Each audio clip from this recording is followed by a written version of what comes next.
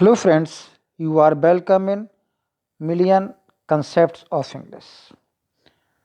किसी भी क्वेरी के लिए इस फ़ोन नंबर पर कांटेक्ट कर सकते हैं। चैनल को सब्सक्राइब जरूर कर लें ताकि इस चैनल के जितने भी वीडियो जो लॉस्ट हो गए हैं वो आपको दोबारा मिल सकें। आज हम करेंगे टीजीटी इंग्लिश प्रैक्टिस सेट 4। चलिए शुरू करते हैं। क्वेश्चन है, he passed the flaming bounds of place and time. उसने स्थान और समय की ज्वलंत सीमाओं को पार कर लिया। The living throne the sapphire village, जीवित सिंहासन है उसका। सेपियर विलेज मीन चमकते हुए नीलम का। तो ये जो लाइन की गई है या ये जो विशेषता बताई गई है किसके बारे में है? Who composed these lines for हुम, किसने ये लाइन्स किसके लिए कही हैं? कीट्स ने विलियम शेक्सपियर के लिए, थॉमस ग्रे ने जॉन मिल्टन के लिए, बेन जॉनसन ने विलियम शेक्सपियर के लिए, या शैली ने जॉन कीट्स के लिए। तो ये जो लाइन्स हैं ये थॉमस ग्रे की एक रचना है, द प्रोग्रेस ऑफ पोइसी। तो उसमें जॉन मिल्टन के बारे में ये बातें कही है। तो आपका ऑप्शन बी है। क्वेश्चन नंबर सेकंड है, O mighty mouth inventor of harmonies, ये शक्तिशाली मुंह वाले। तो शक्तिशाली मुंह वाले का मतलब है यहां शक्तिशाली आवाज वाले। इन्वेंटर ऑफ हारमोनीज यानी कि समरसता के आविष्कारक, समरसता के जनक। O skilled to sing of time और एटर्निटी, जो समय और अनंतता के बारे में गाने के लिए कुशल है। God gifted organ of voice, जिसको ईश्वर की गॉड गिफ्ट वॉइस दी गई है, यानी जो इंग्लैंड का गॉड गिफ्टेड वॉइस है Milton, a name to resound for ages. Milton जिसका नाम जो है युगों से गूंज रहा है। तो ये बात किसने कही है मिल्टन के बारे में? कीट्स ने कही है, या पीबी शैली ने कही है, या अल्फ्रेड लॉर्ड टेनिसन ने कही है, या विलियम हेजलिट ने कही है? तो आपको बता दें, अल्फ्रेड लॉर्ड टेनिसन की एक पोइम है मिल्टन नाम से। इस पोइम में इन्होंने ये बातें कही हैं। तो आपका ऑप्शन बी होना चाहिए। चलिए अगला क्वेश्चन देखते हैं।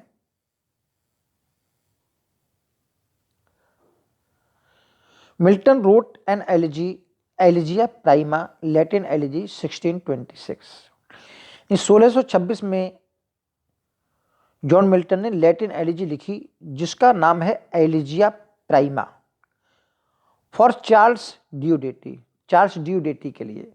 तो आपको बताना ये एलिजी का क्या एम था, किस उद्देश्य से या ये एलिजी क्यों लिखी गई?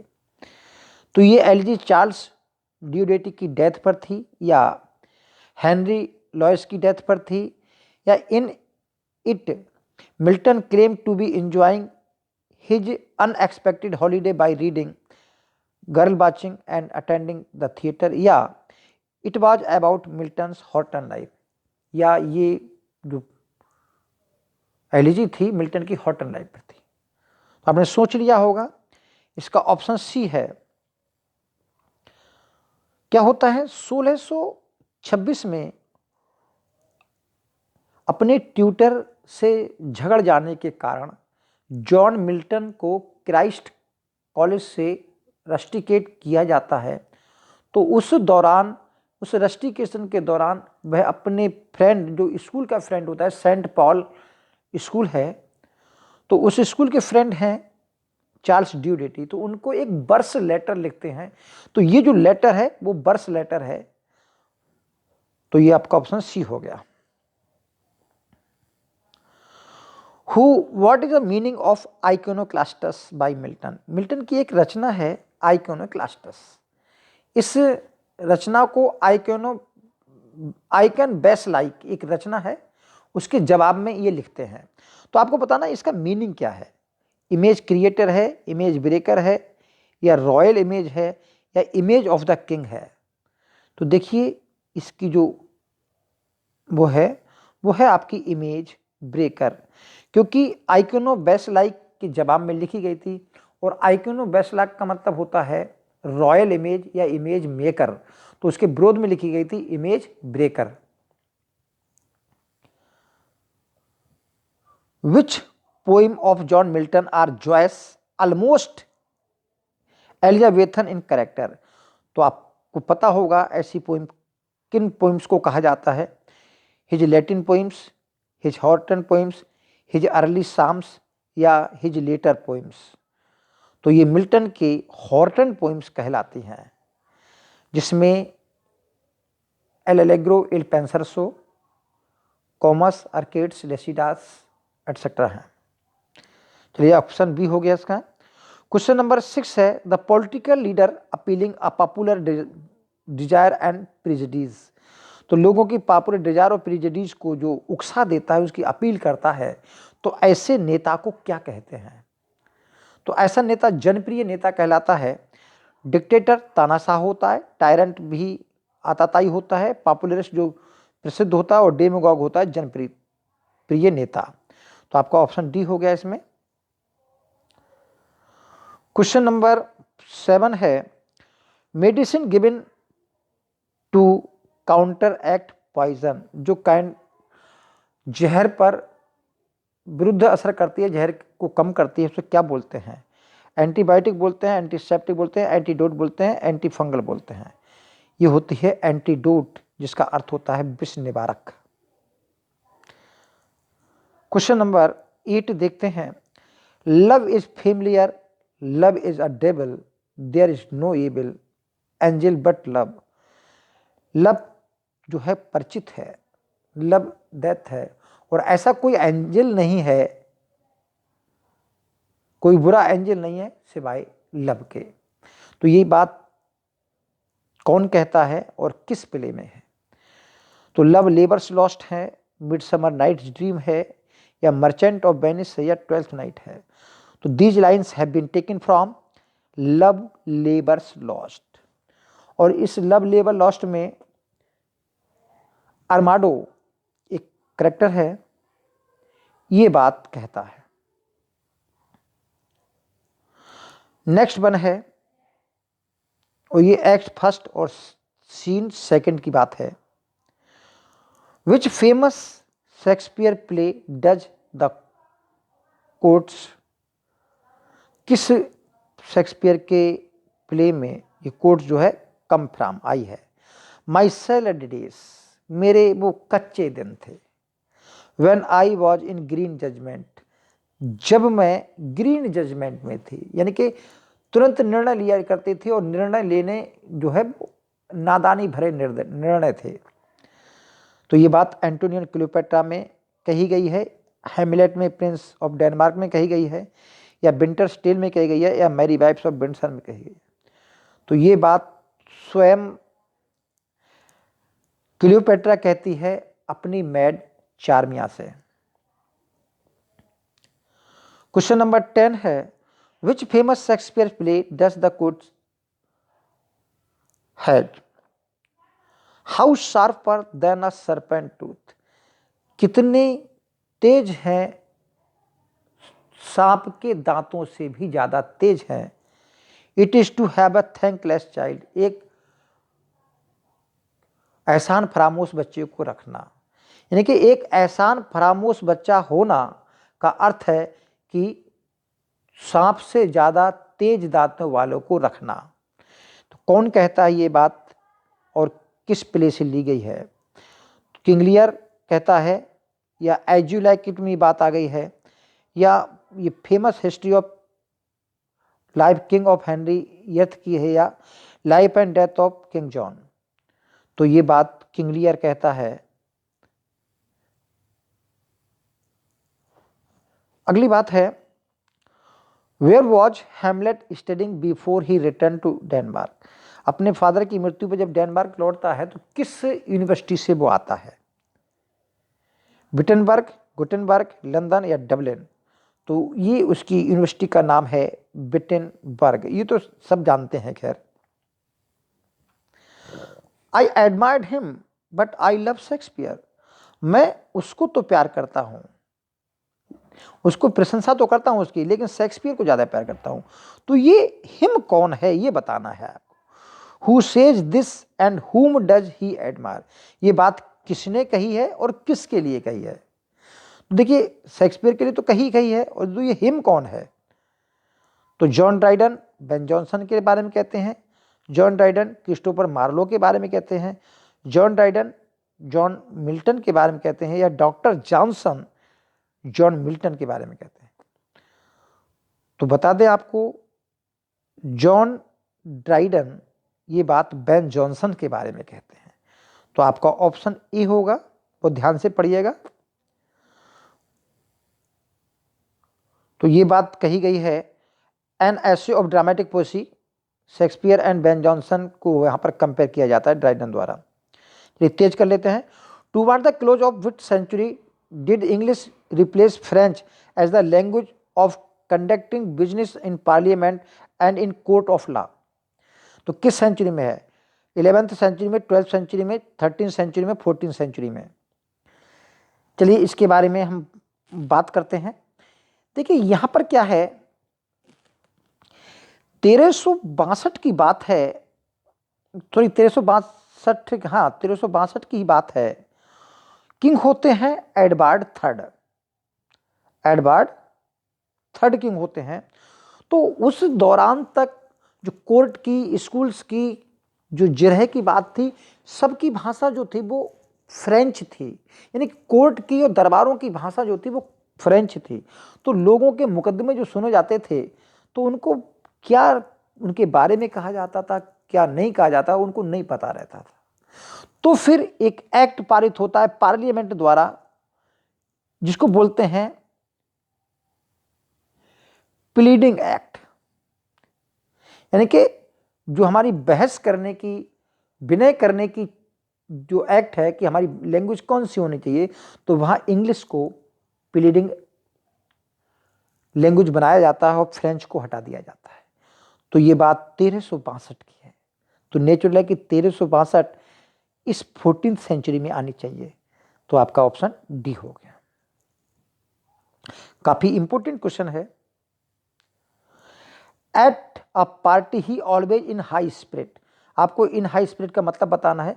टॉकेटिव है, चीयरफुल है, ड्रंक है, या अनकंट्रोलेबल है। तो नेचुरल है कि ऐसा चीयरफुल ही होना चाहिए। नेक्स्ट क्वेश्चन है, among the university wits who introduce blood and thunder element in drama. तो आप जानते हैं ये आपके टॉमस किड होने चाहिए। तेज कर लेते हैं क्योंकि बहुत समय हो गया है। ऑफ मैन्स फर्स्ट डिसोबीडेंस, मनुष्य की पहली अवज्ञा, and the fruit of that forbidden tree whose mortal taste brought death into the world. उस फॉरबिडन ट्री का फल खाना जिससे इस संसार में मौत आई। एंड ऑल आवर बोझ विद लॉस ऑफ ईडन, और हमारे सारे दुख भी आए और हमें ईडन भी छोड़ देना पड़ा, खोना पड़ा। तो ये किस पोइम से ली गई हैं? पैराडाइज लॉस्ट से ली गई हैं, पैराडाइज रीगेन्ड से ली गई हैं, सैमसन एगोन से ली गई हैं, एल एलेग्रो। तो आप जानते हैं ये तो बहुत फेमस लाइन है पैराडाइज लॉस्ट की, और इन्वोकेशन की है। मिल्टन रोट एरियोपैजिटिका किसके लिए लिखी थी? तो इसके और चक्कर में नहीं पड़ते हैं, सीधी सादी बात है, to defend people's freedom of speech के बारे में ही थी। जिसको समझाना होगा वो देख लेंगे। Milton borrowed the theme of commerce from, ये इंपॉर्टेंट क्वेश्चन है। मिल्टन ने कॉमर्स की थीम कहां से ली गई? होमर की ओडिसी से ली गई, या स्पेंसर की फेरी क्वीन से, या आप कह सकते हैं वर्जिल की एनेड से, या होमर की इलियड से? तो इसका जवाब है होमर के ओडिसी से। तो इसका ये याद करना है आपको कि होमर की ओडिसी से, इसमें समझने का कुछ नहीं, याद करने का है। Fame is the last infirmity, fame अंतिम कमजोरी होती है ऑफ ए नोबल माइंड, एक अच्छे मस्तिष्क की। तो ये बात किस पोइम में आई है? लेसिडस में आई है, कॉमर्स में आई है, या पैराडाइज रीगेंड में या एल एलेग्रो में। तो ये लेसिटस की लाइन्स हैं, बहुत फेमस लाइनें पूछी जाती हैं। Who discuss the cosmology and battle of heaven with Adam. तो देखिए एडम कॉस्मोलॉजी के बारे में बताता है और इस दुनिया के निर्माण के बारे में बताता है, और बुक 5 और 6 में जो है वो बैटल के बारे में भी बताते हैं। तो ये हैं आपके राफेल, जो ये सारी बातें एडम को बताते हैं। Who does Milton name as heavenly muse. तो देखिए ये तो यूरानिया है हेवनली म्यूज, और कौन सी है, ये म्यूज ऑफ एस्ट्रोनॉमी की है। Question number, the sounding cataract आपने पढ़ा होगा, haunted me like a passion, ये टिंटन एबी की लाइंस हैं। तो आपको बताना है, in this extract taken from the world William Wordsworth line composed a few miles above from Tintern Abbey. तो कैटरैक्ट किसके लिए स्टैंड है, एक रिवर है या वुडेड वैली है या वाटरफॉल्स है या ऑर्चर्ड है। तो कैटरैक्ट का मतलब वाटरफॉल्स होना चाहिए, ठीक है। तो आपका option C. 5 summers with the length of 5 long winters. In the above line, Wordsworth measure his absence of closeness to the river. तो किस रिवर से वो अपनी क्लोजनेस को जो है प्रकट करते हैं ना, रिवर बाय, रिवर मोरे, रिवर टेम्स या रिवर हडसन। तो उसमें बाय को संबोधित करते हुए कहते हैं, तो आपका ए ऑप्शन हो गया। क्वेश्चन नंबर 24 है, what is the source of Laodamia by William Wordsworth. तो आप सोचिए, 3-4 सेकंड है। Euripides in Greek and Virgil Latin, Metamorphosis by Roman poet Ovid, या होमर इन ग्रीक, या इनमें से कोई भी नहीं। तो आपका ऑप्शन इसमें बैठता है A, Euripides in Greek and Virgil in Latin, इनको इन्होंने सोर्स के रूप में यूज किया है। तो आपका ऑप्शन ए हो गया। अब क्वेश्चन नंबर 18 पढ़ते हैं, who is phantom in the poem she was a phantom of delight. तो she was phantom of delight William Wordsworth की पोएम है। तो इसमें ये पैंथम का मतलब होता है प्रतिमूर्ति, रूप। तो किसके लिए यूज किया है, डोरेथी उनकी सिस्टर के लिए, या एंटीबेलन के लिए किया, या मैरी हचिंसन, या एन कैरोलिन। तो ये मेरे हिसाब से तो इन्होंने अपनी वाइफ मैरी हचिंसन के लिए किया है। तो ऑप्शन सी होना चाहिए। From which poem have these lines been taken, a power is gone, शक्ति चली गई है, विच नथिंग कैन रीस्टोर, अब उस शक्ति को कोई भी रीस्टोर नहीं कर सकता। A deep distress hath humanised my soul, गहरी निराशा ने मेरी आत्मा को मानवीय बना दिया है। तो यहाँ पर इन लाइनों का अर्थ यह है कि कवि जो है काफ़ी डीप डिस्ट्रेस में है, दुख में है। कारण क्या है, विलियम वर्ड्सवर्थ के भाई जो है उनकी डेथ हो जाती है 1805 में शिप ब्रेक में। तो वो ये बात उसमें कहते हैं, तो कहते हैं जो मेरी कल्पना शक्ति थी, पावर इज गॉन, वो कल्पना शक्ति की वो चली गई है, अब उसको कोई भी वापस नहीं ला सकता। पहले तो मैं चिड़ियों की तरह ऊपर उड़ा करता था, अब नहीं उड़ पाता, उतनी कल्पना नहीं कर पाता। मेरी जो सोल है वो ह्यूमनाइज हो गई है, मानवीय बन गई है। तो ये किस पोइम में कहते हैं ये बताना है आपको। तो ये बात सोच लिया होगा आपने। तो ये बात पील कैसल में कहते हैं, ठीक है। ऑप्शन ए हो गया आपका। When was the play justice published, 1909, 10, 11, 12। तो ये आपका 1910 होना चाहिए। Question number, in the play justice it is a matter of life and death, कौन कहता है ये बातें, वाल्टर हाउ, जेम्स हाउ से कहते हैं, या विलियम फॉल्डर जस से कहते हैं, या William Falder to James How से कहते हैं, या रथ हनीबल से टू कॉक्सन, किससे कहते हैं?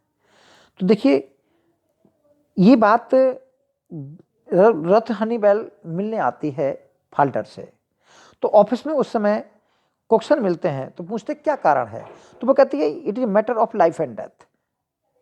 तो ये जो है कॉक्सन से कहती है रथ हनीबल। तो आपका ऑप्शन डी हो गया। The chief warden of the prison with grey moustache and melancholy monkey like eyes, किसके बारे में ये बातें डिस्क्राइब की गई हैं? क्लिप्टन, क्लीवर, कॉले या बूडर? तो ये बातें बूडर के लिए कही गई हैं। ठीक, अगले पढ़ते हैं। Falder the main character of the play Justice was planning to move away with Ruth Honeywill, Ruth Honeywill के साथ कहाँ जाना चाहता है? तो ये बहुत इंपॉर्टेंट प्रश्न है क्योंकि आ जाता है पता नहीं लगता। तो ये बात वो यूएसए के लिए जाता है, कहाँ जाता है? साउथ अमेरिका के लिए जाना चाहता है। ठीक है। The character of इरेन in the Forsyte saga is inspired from, तो इरेन का जो करेक्टर आया है फॉरसाइट सागा में, इरेन एक महिला है, लेडीज है, तो ये उनकी खुद की वाइफ एडा पियर्सन कूपर के बारे में से प्रभावित है। तो आपका ऑप्शन कौन सा हो गया? ऑप्शन ए हो गया। अगला क्वेश्चन है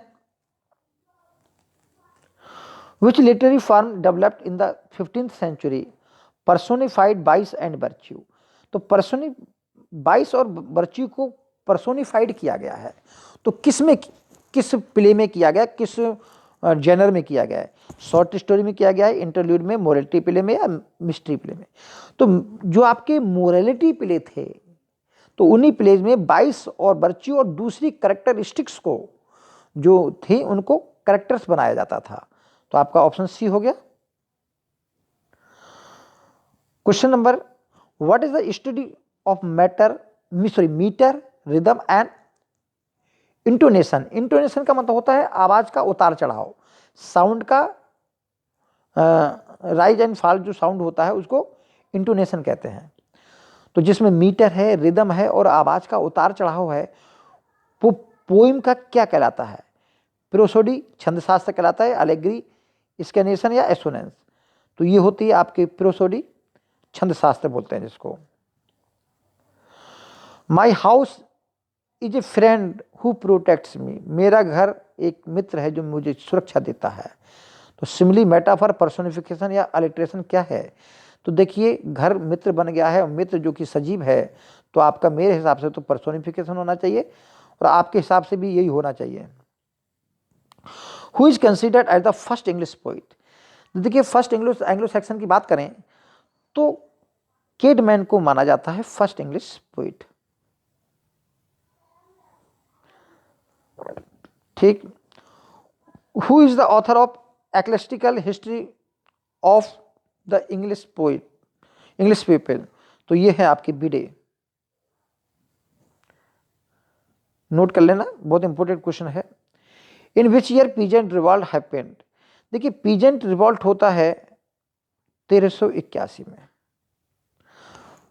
ठीक है। अगले, who is the author of Piers Plowman? तो पियर्स फिलोमेन के ऑथर केडमैन नहीं है, बेड़े नहीं है, विलियम लैंगलैंड है। ठीक है, इंपॉर्टेंट है। Who led Norman Conquest? तो नॉर्मन कन्क्वेस्ट 1066 में होती है और इसको William the Duke of Normandy, जो कि नॉर्मैंडी के ड्यूक थे, तो इसमें उनकी, जिनको बाद में विलियम द कनकरर नाम से जाना जाता है, इन्होंने क्या किया, एक हेरोल्ड किंग थे एंग्लो सैक्सन पीरियड के लास्ट, तो हेरोल्ड किंग थे, उनको वॉर बैटल ऑफ हेस्टिंग में हरा दिया था। ठीक है। The first English printer who set up printing press in 1476, तो आप दुनिया भर में फेमस हैं कैक्सटन। अगला है the first daily newspaper the daily current appeared in, तो 18वीं शताब्दी के शुरू में होता है। तो 1702 में आता है daily current. In a single generation nearly 2000 public coffee houses each of A centre of sociability sprang up in London alone, and the number of private clubs is quite astonishing. This new social life had marked effect in polishing men, word and manners. देखिए, एक अचानक से पूरे London में coffee house जो society थी वो निकल कर आई।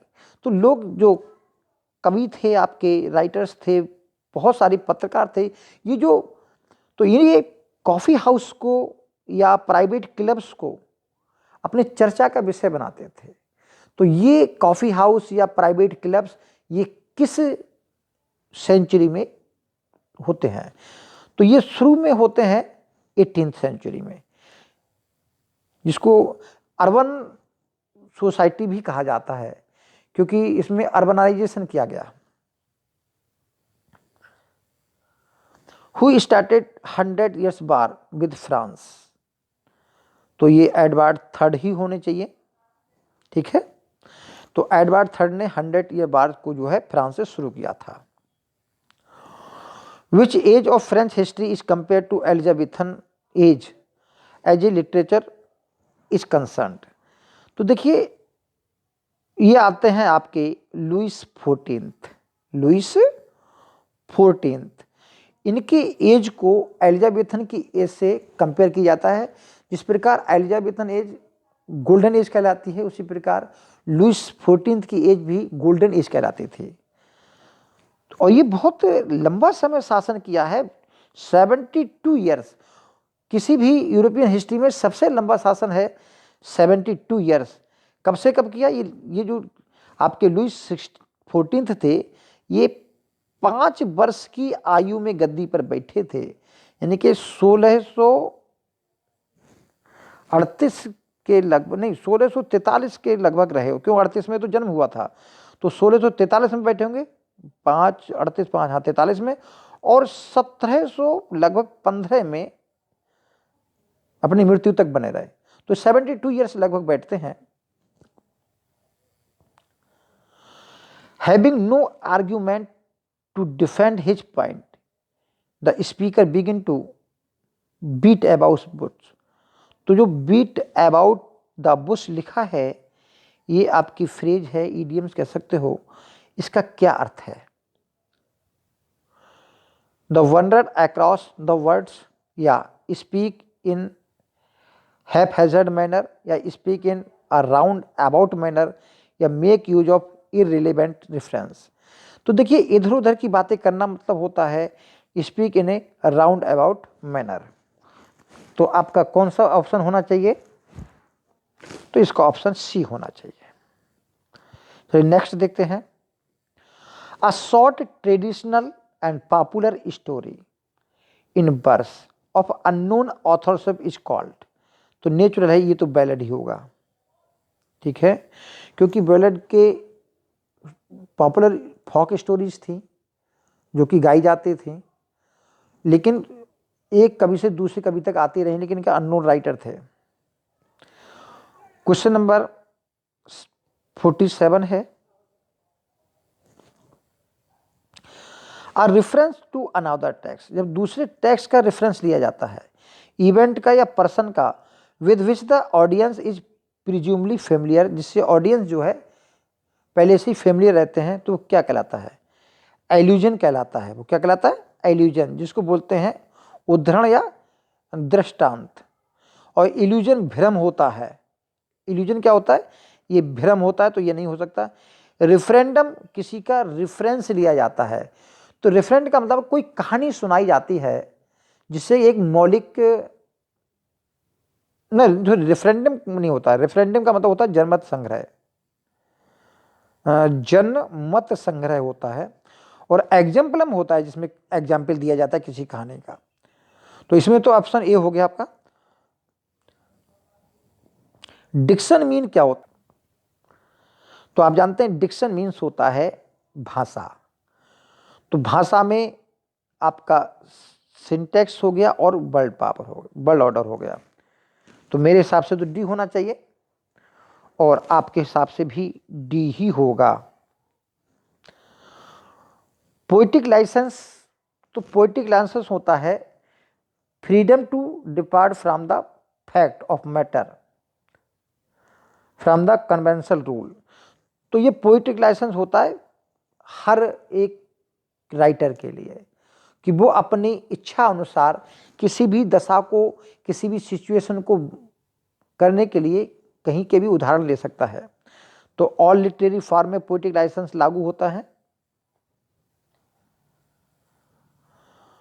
United we stand, divided we fall, आपको बताना फिगर ऑफ स्पीच कौन सा है। एंटीथीसिस है इन दो लाइनों में, या बेथोस है, या टोटोलॉजी है, या लाइटोटीस है। तो आपका एंटीथीसिस होना चाहिए, जहां आपकी थीसिस एक दूसरे के विपरीत होती हैं। तो ऑप्शन ए हो गया। यूजिंग वर्ड्स और letters to imitate sound is called, जब साउंड को इमिटेट किया जाएगा तो नेचुरल है कि वो ओनोमोटोपोइया ही होगा। A description that appeals one of 5 senses, जब 5 सेंसेस से अपील कर डिस्क्रिप्शन किया जाता है तो नेचुरल इमेजरी होती है और कुछ नहीं होता, सिर्फ और सिर्फ इमेजरी होती है। The poem with no metre no rhythm is called, जिसमें मीटर या रिदम नहीं होता उसे हम फ्री वर्स कहते हैं। तो ये मीटर की बात करें तो रेगुलर मीटर नहीं होता, मान ली एक सिलेबल किसी और का है, मान ली आयम्बिक है, दूसरा डेक्टाइलिक हो गया कि कोई और हो गया, तो इनके मीटर जो है रिदम में नहीं होता। हाँ, फ्रेज के रूप में राइम हो सकती है, तो इसे हम फ्री वर्स कहते हैं। इसको हम पढ़ा चुके हैं, प्ले लिस्ट में जाकर देख लेना। What was the name of the poet who created the term metaphysical poet, तो वही metaphysical poet doctor Samuel Johnson ने की है।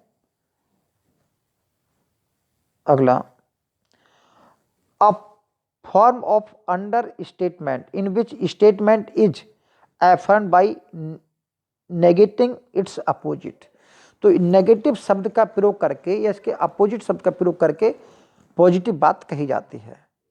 जैसे कहें ही इज नॉट अनफ्रेंडली, तो इसका अर्थ होता है वह फ्रेंडली है। तो ऐसे को हम बोलेंगे लाइटोटीज, यानी कि नेगेटिव के द्वारा पॉजिटिव बात निकालना। ठीक है, सी होता है litotes. Which of the following is wrong about metaphysical poet, तो देखिए मेटाफिजिकल पोइट में कौन सी बात नहीं है। They were lyric poets, they belong to 17th century, या the term was coined by doctor Johnson, या they wrote basically about nature. तो ऊपर की तो तीनों बातें ठीक हैं, ये डी बात हमें भी समझ में नहीं आ रही, क्योंकि जो मेटाफिजिकल पोइट थे उन्होंने इस दुनिया से परे की दुनिया के बारे में लिखा, तो उन्होंने नेचर के बारे में नहीं लिखा। आपको बताना है work did Samuel Johnson use the term metaphysical poet, in which work, किस वर्क में मेटाफिजिकल पोइट टर्म को यूज किया गया है।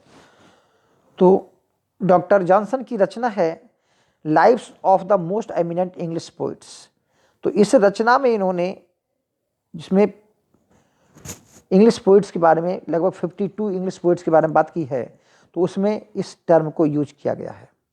तो आपका ऑप्शन ए हो गया। Beauty is truth and truth is beauty, तो देखिए इसमें क्या किया गया है, ये क्रिस क्रॉस किया गया है, ट्रूथ पहले लिया गया है और ब्यूटी बाद में है क्रिस क्रॉस, तो ऐसे को हम क्रिस क्रॉस को कैसमस कहते हैं। ठीक है, तो आपका ऑप्शन ए है फिगर ऑफ स्पीच में। This unusually occurs in at the beginning of the story, ये जो टर्म है इनमें से 5 टर्म में से ये ड्रामा की टर्म है, तो इस ड्रामा की टर्म में ये सबसे शुरू में होती है। करेक्टर्स आर इंट्रोड्यूस, जिसमें करेक्टर्स का परिचय दिया जाता है। We also learn about the setting, most importantly we are introduce to main problem of the story. तो क्या होगा इसमें? तो ये होता है एक्सपोजिशन। क्या होता है? एक्सपोजिशन। लास्ट क्वेश्चन है, about whom doctor Samuel Johnson said this. He affected the metaphysics not only in his satire but in his amorous verses where nature only should reign. तो ये बात किसके बारे में डॉक्टर जॉनसन कहते हैं? तो ये मेरे हिसाब से जो डॉक्टर जॉनसन जॉन डन के बारे में कहते हैं। ठीक, तो थैंक्स फॉर वॉचिंग। आज के लिए इतना ही। Thank you, all the best.